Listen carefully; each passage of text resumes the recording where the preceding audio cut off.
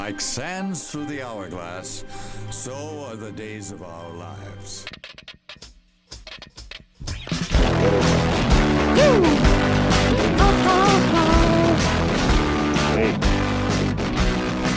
I'll take you for a ride. I'm a garbage truck. I hope you realize all of those weights are going to be in the uncut version for Patreon. Sweet. As All right. it should be. Deep breath. Exhale.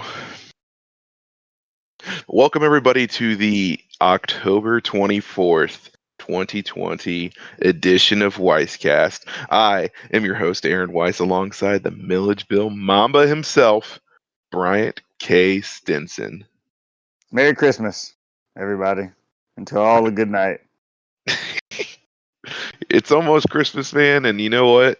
We're like 2 minutes away from the big day. You know what I'm saying? 2 minutes. Whole 2 minutes away. I meant to say 2 months, but No. 2 minutes. it's 2 minutes. Brian, what are you asking for Christmas this year? COVID-19 vaccine.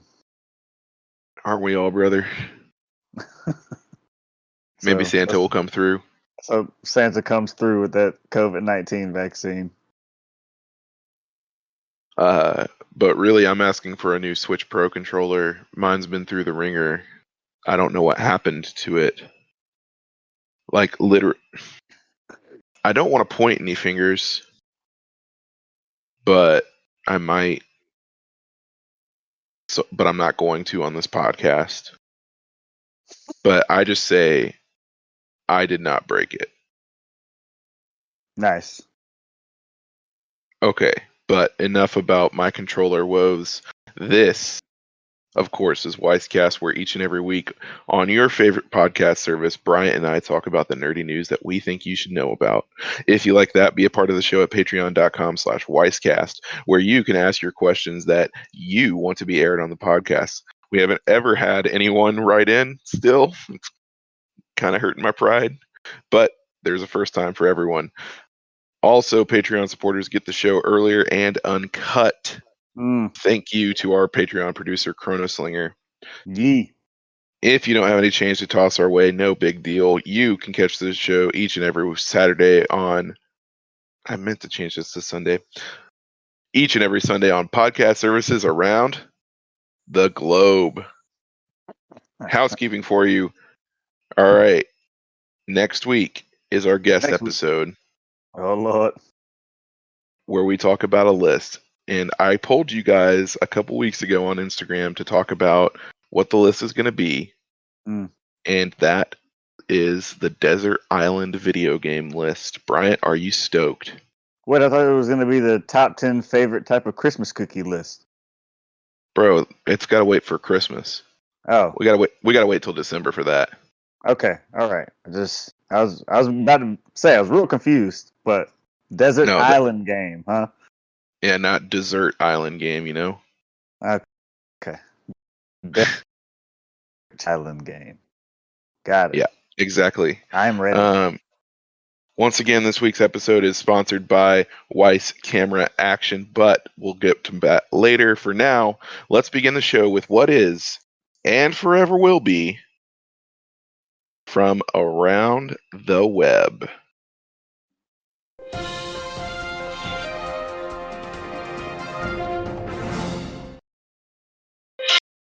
That's like the third week in a row where I've done that. Anyways, let's read the news. Brian, how many articles do we got today? We have 3 whole articles. A baker's dozen. Yep, sure is. All right, first on the list, Bryant Stinson is actually from GameSpot, and you know what? We don't actually we don't read from GameSpot all that often, so this is a little breath of fresh air, isn't it? A little bit of fresh air, a little bit of air freshener for the old yeah. Weiss camera for Breeze, am I right? Yeah. This comes from Kevin Nezovic on GameSpot. In the article titled Original Fire Emblem Game Previously Japan Only Coming to Nintendo Switch in December. Mario isn't the only Nintendo icon celebrating a notable birthday this year. You know why we don't use GameSpot, Bryant?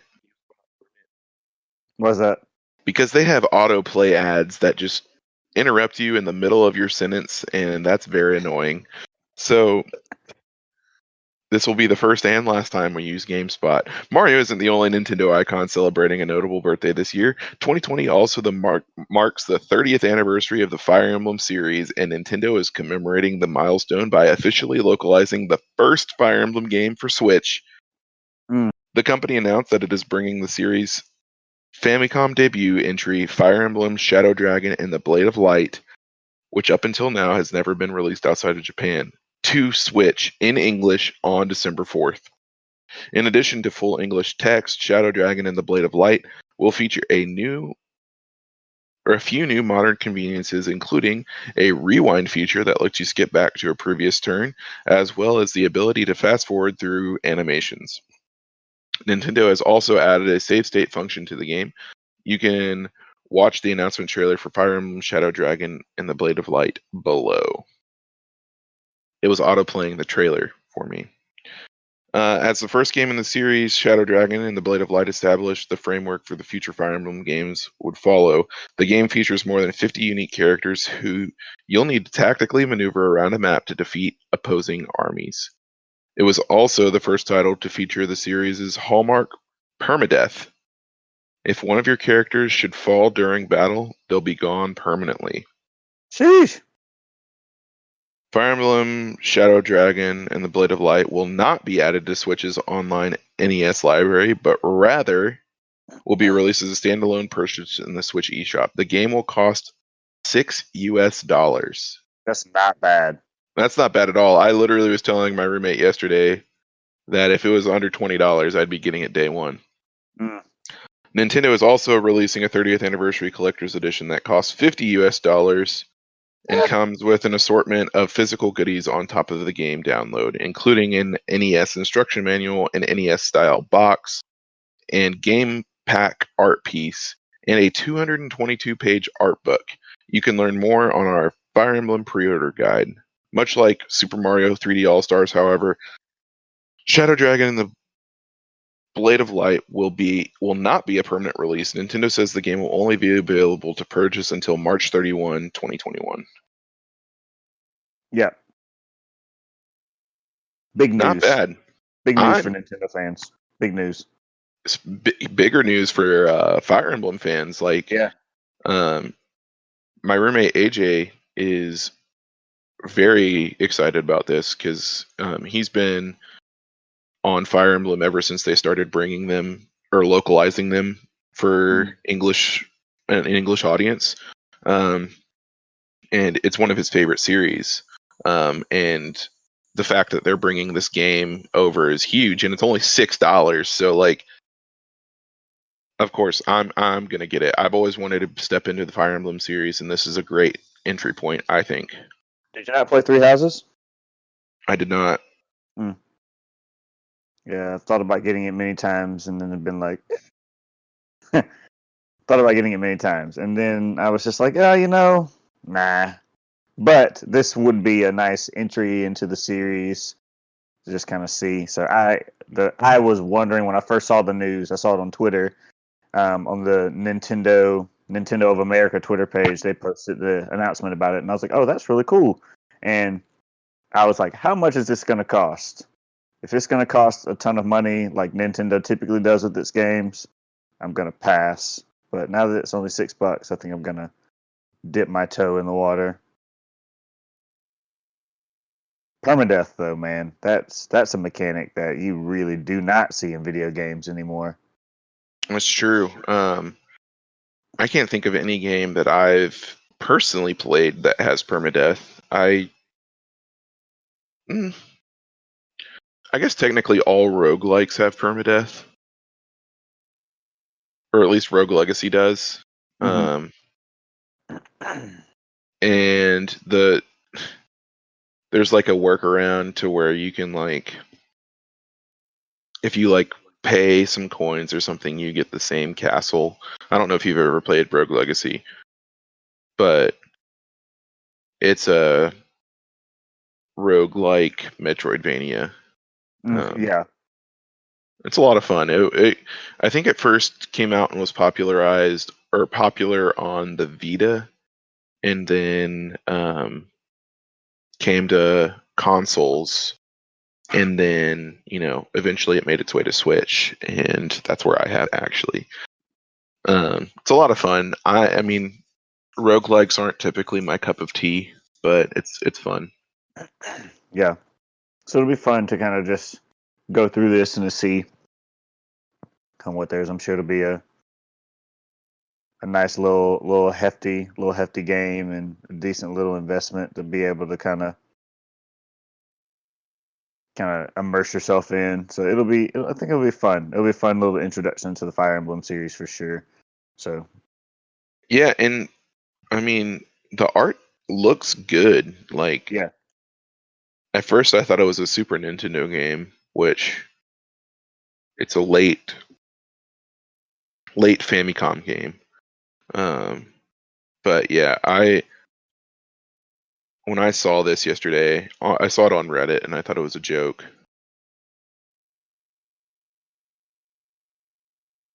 Yeah. I don't know. It's one of those things where it's just kind of like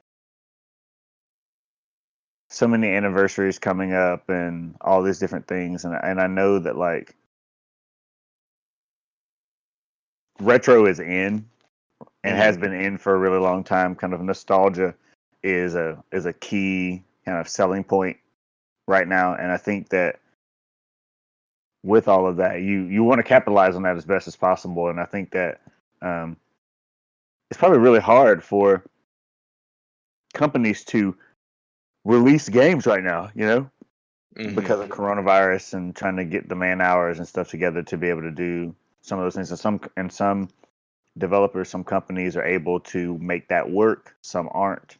Um, so it's nice to see Nintendo kind of do things like the way that they've done and kind of roll things out the way that they've planned, despite kind of the setbacks that being in a COVID-19 world has placed on everyone. So I'm interested to kind of see what kind of continues to come out of this in the months to come, as long as we're kind of in the midst of this. But I think this is a really good addition. Games that have never been localized in the United States and are now finally being released, it's going to be like new for so many people. There's like a very niche amount of people that would actually try to play the game in Japanese.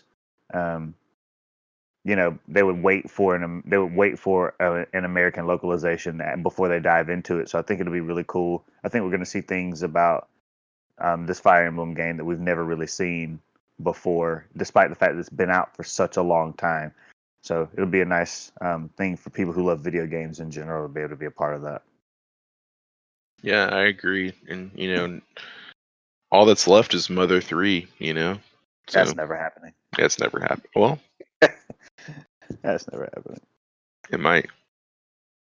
You're right. It might. Who knows? Only God knows. Speaking of things we didn't think would happen, let's move on to our next article. Yeah.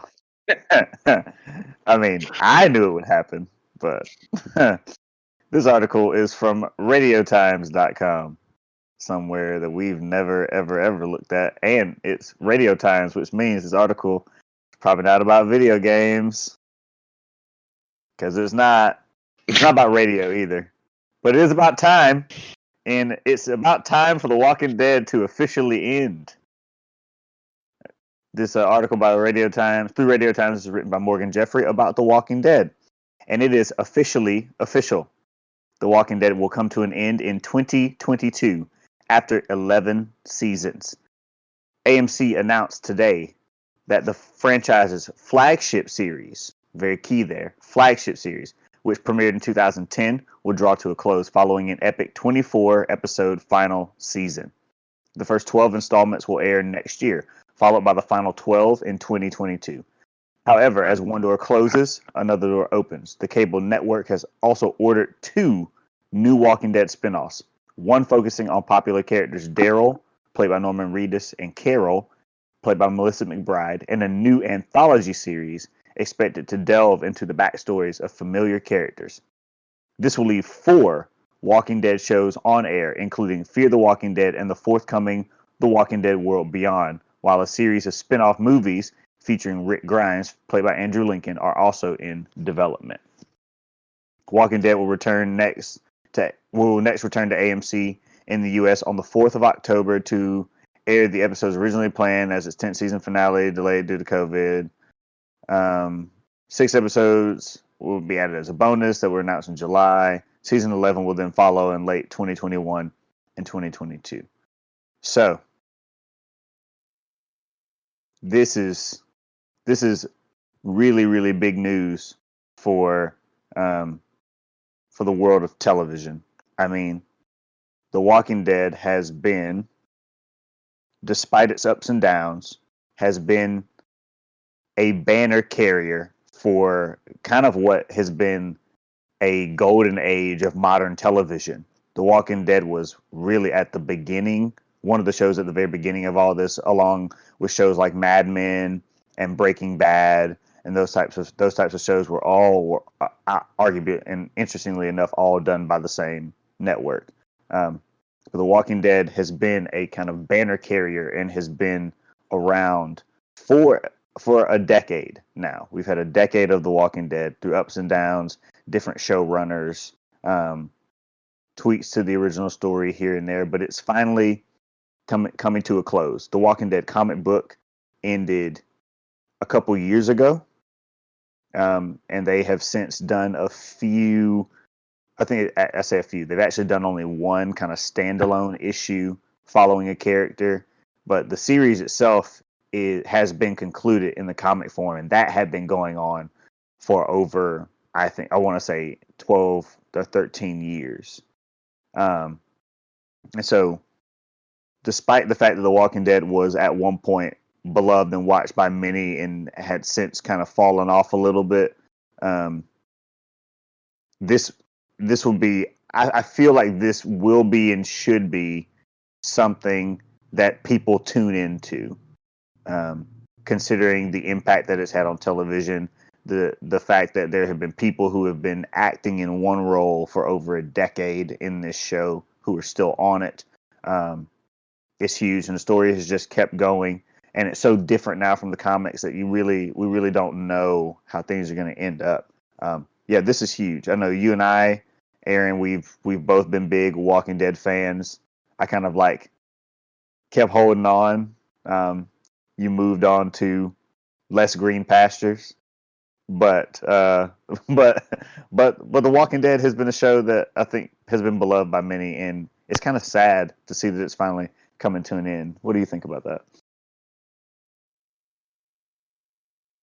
There was a lull in The Walking Dead for a while, and I think it really started with the mid-season finale of season 4. Mm-hmm. That was the big battle at the prison between the governor and the survivors that we followed. Wow, spoilers! If you haven't seen it by now, yeah.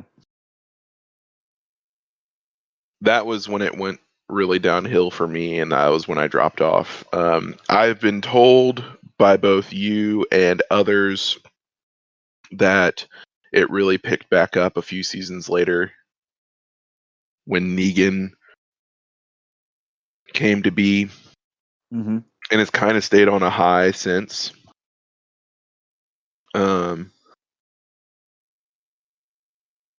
I hope that the ending does it justice. I know so many shows do not end well. Yeah. I feel like Breaking Bad is one of those shows that ended really well.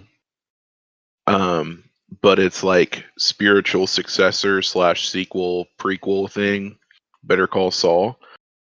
A lot of people like better than Breaking Bad. I think my main hope is that Walking Dead ends well, and I mean, the franchise itself isn't going anywhere. If you as the audience are worried, like you're just gonna get introduced to new characters that you love in different series. I know Fear the Walking Dead had kind of a rough start, but it's gotten a lot better. It has Morgan from the first season 2 of Walking Dead. I don't remember which, Yeah, but he was in like season 1 and then came back a few times and he's the series. he's the main character in Fear the Walking Dead, correct? Yes. So there's some crossover there. Yeah, I mean, I think it's smart to end it. I don't necessarily like how they're ending it. I kind of wish they would just say it's going to end with season 12 instead of they're going to do one super season spread out over two falls. That just seems dumb to me. But that's also me being used to shorter seasons in like Netflix or whatever. Like Netflix shows are between 8 and 12 episodes typically and only come out once a year, as opposed to network TV, which is usually, 18 to 24 episodes, and there's only like a 3 or 4 month break between seasons. Yep.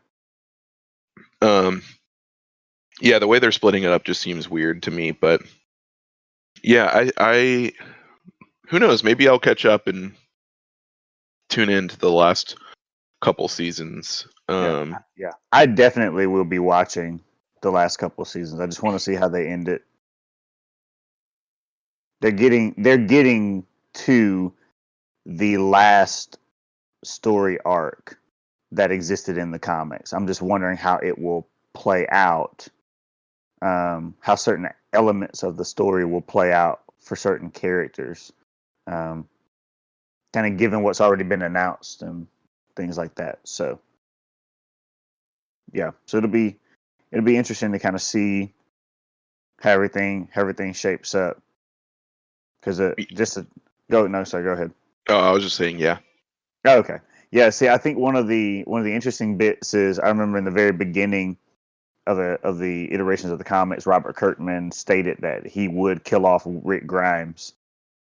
I mean, and then years and years and years and years and years went by, and he did it. he did it, and it ended up being probably one of the most bittersweet, and it ended up being one of the most bittersweet deaths in The Walking Dead. Dude just got shot by somebody he made mad, and nobody knew about it, and so he just died alone, and was found by Carl the next day, zombified. And that will not happen in the TV show because of things that have taken place. Mm-hmm. But they've shifted and changed a lot of characters' roles and things like that. And so there's a lot of differences and a lot of decisions that were made, and so they've kind of, the Walking Dead television show has kind of morphed into being this thing where certain characters end up being linked together and their stories kind of end up becoming intertwined, either because fans really like seeing those characters together, or they have some type of vested interest in one another.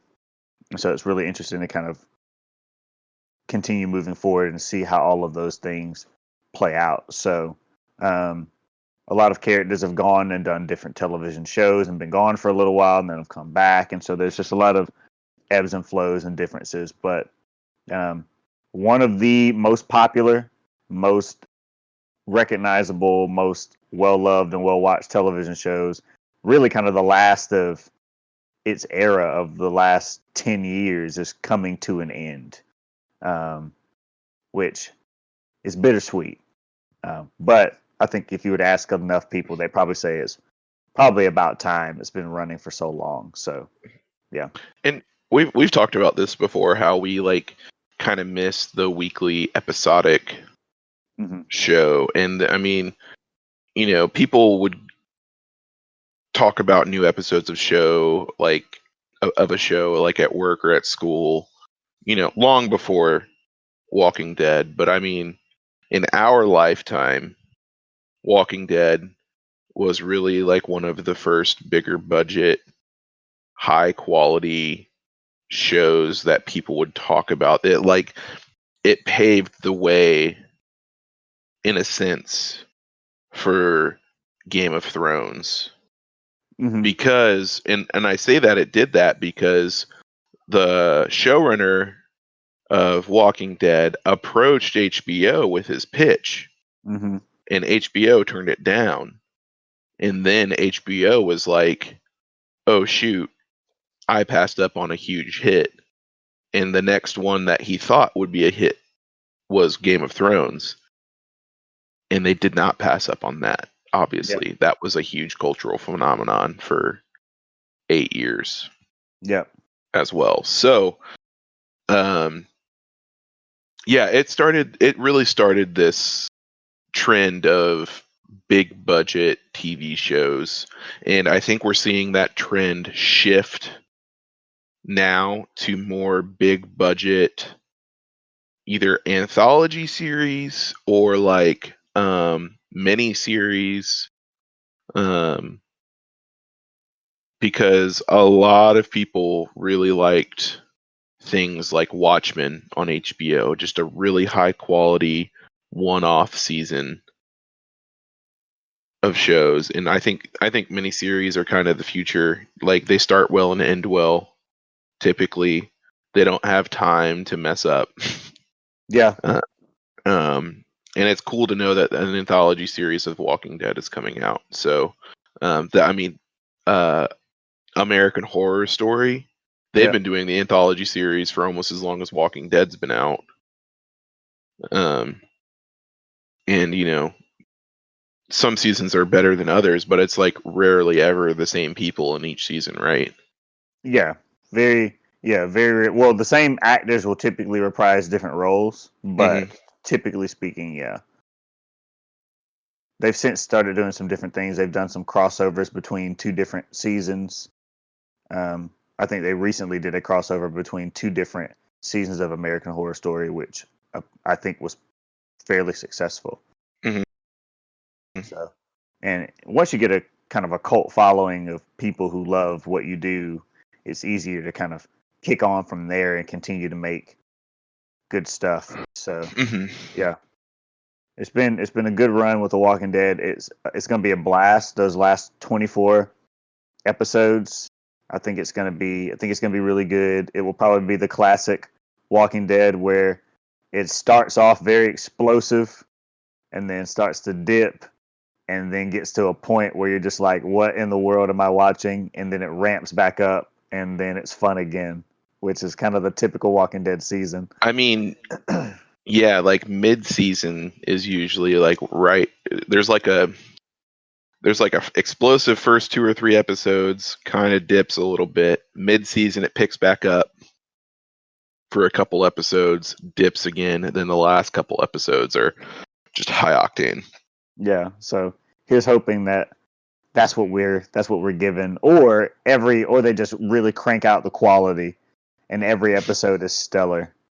Um, Considering that it's going to be the final season. So, yeah, I love The Walking Dead. Always will, always have. So, looking forward to One last watching thing that. about The Walking Dead. Listeners, for uh, those that don't know, Walking Dead is like a little bit near and dear to our hearts because early seasons take place in Georgia. The whole series has been filmed in Georgia, so it's like kind of a little bit of a state pride thing, a little bit, and it's kind of cool knowing that Georgia is kind of like the Hollywood of Eastern America. Like, the Walking Dead might have largely put Georgia on the map for being that. I know Tyler Perry Studios also had a lot to do with that. But yeah, I mean, there's a multitude of things that led to Georgia being where it is now for films. Yep. But Walking Dead was one of those things for sure. Yeah. A lot of things have been, a lot of really high quality, well loved series have been filmed in Georgia. The Walking Dead being probably one of the largest and most well known.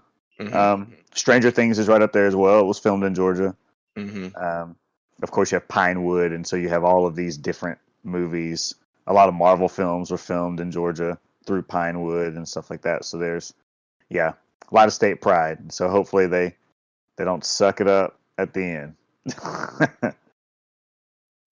All right. Speaking of film and Pinewood, actually, Apple is in talks to buying the streaming rights to the upcoming James Bond film No Time to Die. This comes from Amber Neely at Apple Insider, which, wow, we're 3 for 3. We are not repeating any website we've ever used before. You guys said we were stale. Look who's not stale. It's us. Who's they? Who's they? Them, you know. Yeah, them, those guys. Yeah, all of them. All of them. So, Apple TV may soon be the place to watch a long-delayed James Bond film, should the parent company decide to skip the film's theatrical release. Apple is said to be bidding on an upcoming James Bond flick titled No Time to Die, hoping to bring it exclusively to Apple TV+. Earlier this year, Apple purchased Tom Hanks' World War II film, Greyhound, when it was apparent that a theater release would be impossible. The Bond franchise is owned by MGM, and according to Binged, the company likely feels pressure to sell the film to the highest bidder. Many would-be theater releases have been taken to releasing films on streaming platforms in the wake of the ongoing coronavirus pandemic. In addition to Apple, Netflix is said to be in the running to purchase the upcoming Bond film. Apple TV Plus has grown its lineup of content in its first year of operations to include the cutting-edge documentaries, critically acclaimed children's programming, and Emmy-winning original series. Yeah, so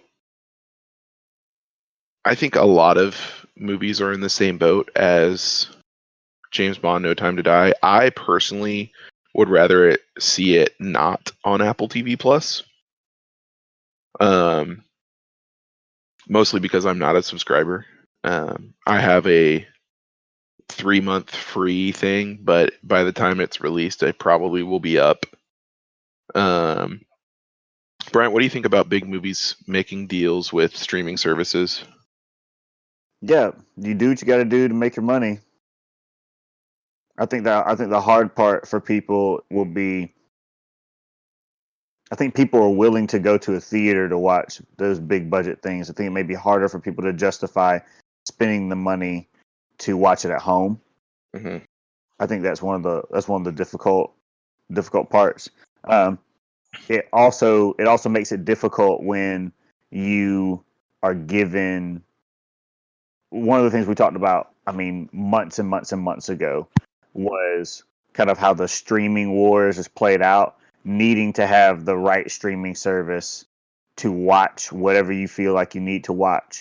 And so for the people out there who love James Bond but don't have Apple TV, then they can't watch it, or they would have to purchase Apple TV to then watch it. And so I think that may be the hard thing. And so it just really depends on how they go about doing it. Will they go the Disney route of making it exclusive streaming content where you can have Apple TV and just pay a flat fee to be able to have access to the film, or will it be a part of the catalog upon purchasing your subscription? Go ahead. I know for Greyhound it was part of the catalog. Okay. So it sounds like it would be the same for Netflix. Okay. I know that Borat 2 just came to Amazon Prime. Yep, it was part of the catalog. I watched it last night, actually. Did you really? We watched Borat Yeah. 1 last night. Yeah, watched Borat 2 last night. It was. Is it nice? It Anyways, I'm thinking the way it's worded is sounding like it's going to be a part of the lineup. Okay. So it's not going to be that Disney Plus model. Which Disney When- Plus has full like reign to do that when it's their own commodity. They Mhm. can do whatever they wish with it. But it's a little different when you're trying to partner with someone to be given access to it. You kind of have you have less wiggle room to Right. negotiate. So what Apple and MGM are talking about is like, well, Apple, MGM, Netflix, and MGM. What they're talking about is giving them the money that they could have made in the box office. And obviously, James Bond is probably going to make somewhere between $400 million and $600 million in the box office. I don't think any of them have cost $1 billion. I could be wrong, but wisecast.com/your-wrong. I'm pretty sure that they're just like looking to recoup the budget of the movie at this point, and then hope that they make profit on digital and DVD sales once it's released. Then, so it sounds like Apple would be paying the budget of the movie, which I think was $125 million directly to MGM, so they could recoup that. And then MGM, once they want to do a DVD Blu-ray release, that's when they would start to make a profit off of it. Mm-hmm. I mean, it seems like a decent solution, but obviously it's not like a good long-term solution for these companies that are wanting to pump out movies, more regularly. I mean, it kind of goes back to what we were talking about a few weeks ago, Bryant, about making smaller budget movies that have greater return in maybe the style that like The Mandalorian is like using special effects. Yeah, I mean, this is a very interesting topic, and we've talked ad nauseum at movies being delayed and solutions for cheaper movies, and how we think that the movie theaters aren't going to go away. They're just going to like shift a little bit. Maybe there will be a rise in drive-ins, et cetera, et cetera. But yeah, this is a very interesting article. I'm glad Alex sent it. But Alex, seriously, unless you're on Wisecast, ask me first.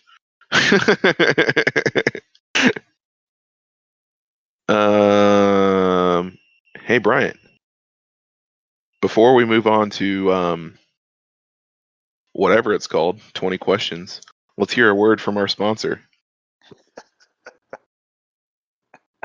Do you like entertainment, Bryant? I love entertainment. Do you like movies? I love movies. Do you like listening to things? I love listening to things. Oh boy, do we have the podcast for you, Bryant K. Stinson. Weiss Camera Action is officially coming to you in November. That's right, ladies and gentlemen. We have a month for you. It has been in development hell for the past 3 months or 2 months, however long I've had this idea. It has been in development hell, but things are working out.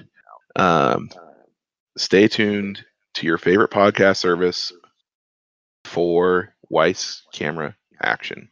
All right, Bryant. I believe it's your week to guess. I think it is my week to guess. What would you like to guess? Would you like to guess a movie? Mm. A video game? Mm. A TV I show? would like to guess. I'd like to guess a TV show. All right. I got one for you. You have a TV show for me. All right. Now I have to get out of the mode of asking video game related 20 questions. Oh boy. Why did I say TV show? Is this television show released before? Don't give me that. Was this television show released before January 1st, 2000? Oh, thank God. Was this TV show released before January 1st, 2010?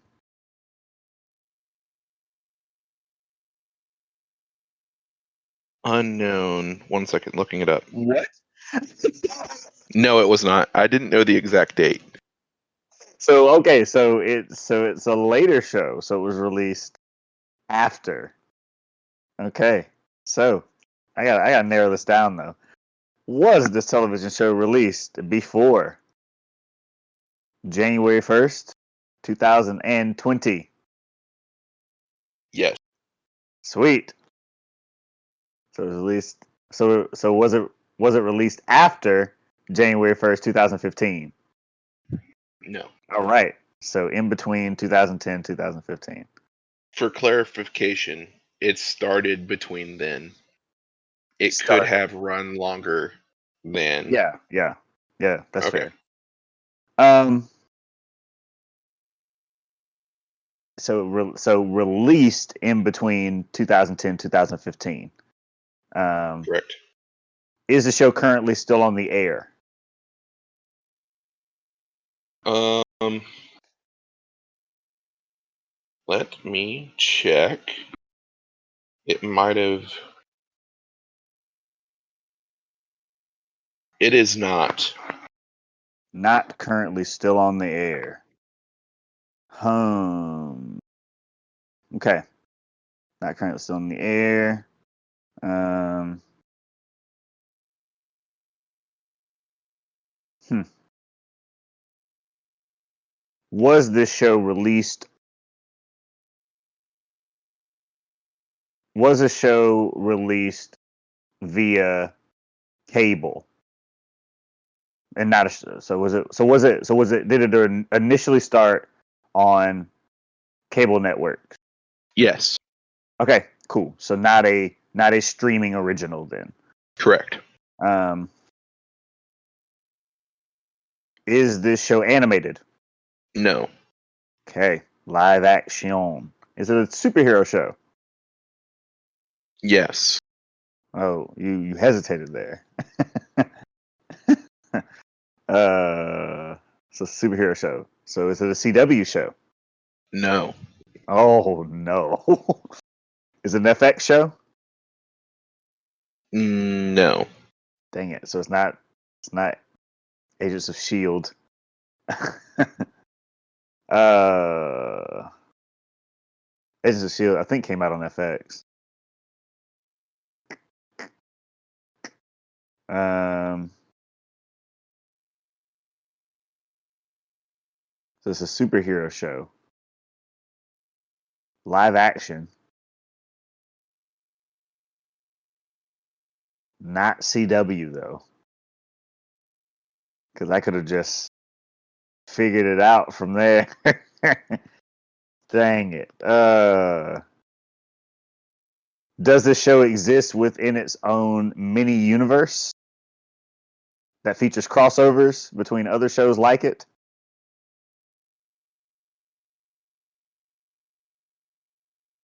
1 second. I'm stuck on this superhero thing, and it's gonna make me lose.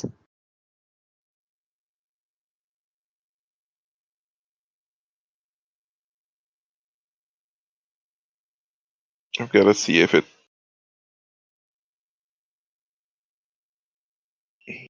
does not look like it. Oh, wait. Oh Lord. Sorry, I clicked on the wrong character. I needed to click on a specific character to see if it.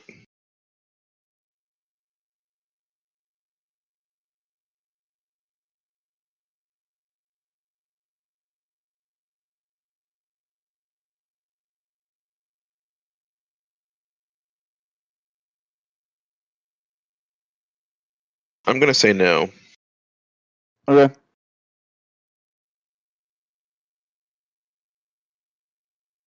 That was 12.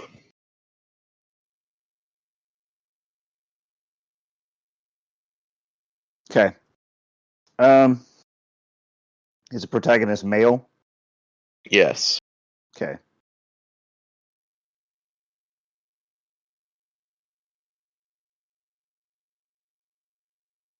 Did this show debut on one of the kind of like 5 major networks? So Fox, ABC, NBC, CBS. That's 4, I Yes. guess. So it did debut on one of those. Okay.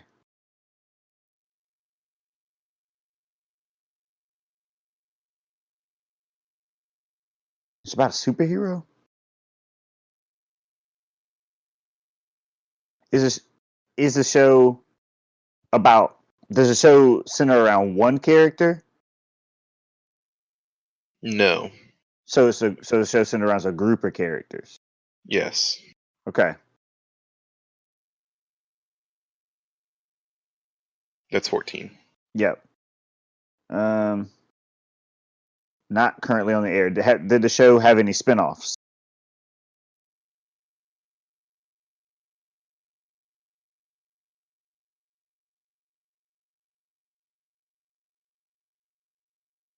I mean, let me look that up. I think so, but I need to make sure that it is.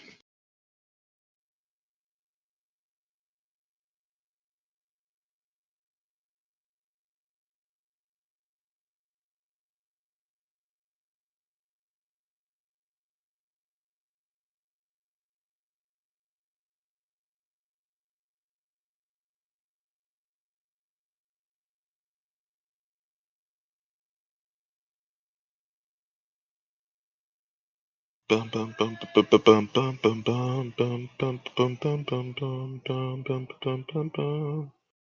Beep beep beep beep beep boop boop boop boop boop boop.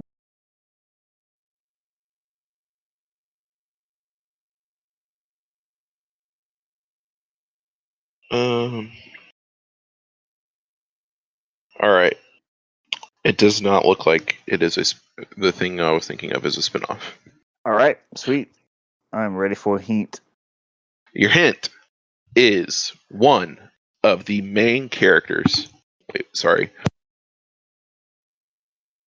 One of the main characters is the voice of a popular Disney princess.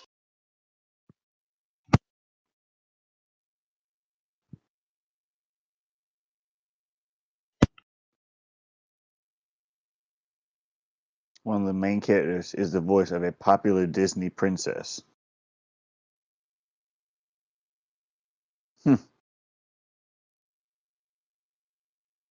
Oh, Lord. Did this show debut on Fox? No. Hoot. Okay.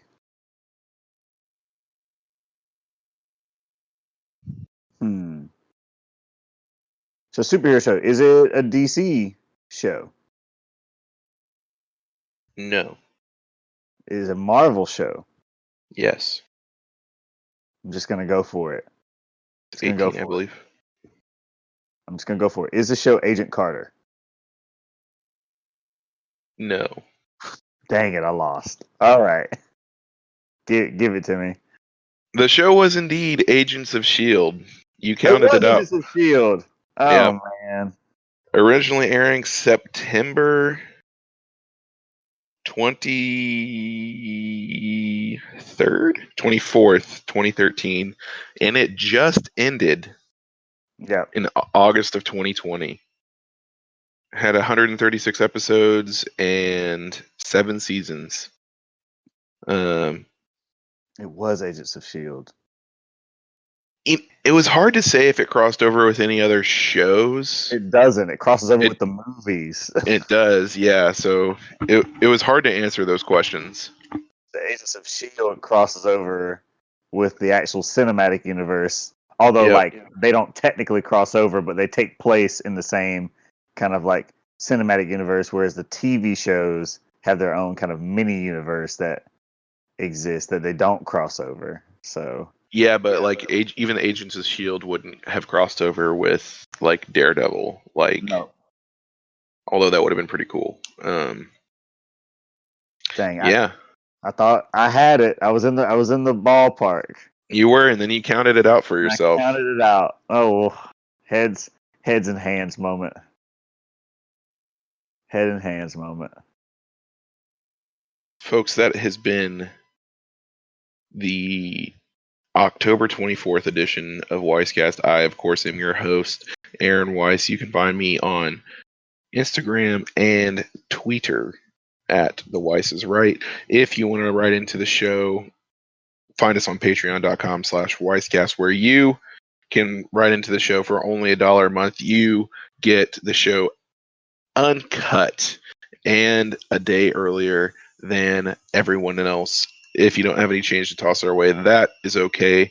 You can find us on podcast services around the globe on Sundays. Bryant, where can they find you? You can find me on the Instagram and the tweet machine at BK Stinson 08. Excellent. We have, speaking of the Marvel Cinematic Universe, we have a great song for the outro for you. It is the Avengers theme trap remix by DJ DOS. Enjoy it.